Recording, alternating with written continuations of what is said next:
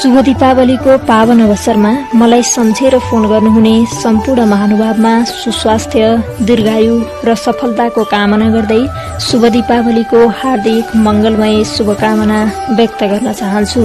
साथै लक्ष्मी माताले तपाईको इच्छा चाहना पूरा गरून्। धनकी देवी लक्ष्मीको साथ सधैँभरि रहिरहोस्। हर पल हजुरको उन्नति प्रगति होस्। यही छ मेरो यस शुभ दीपावलीको हार्दिक मंगलमय शुभकामना शुभकामना शुभकामना।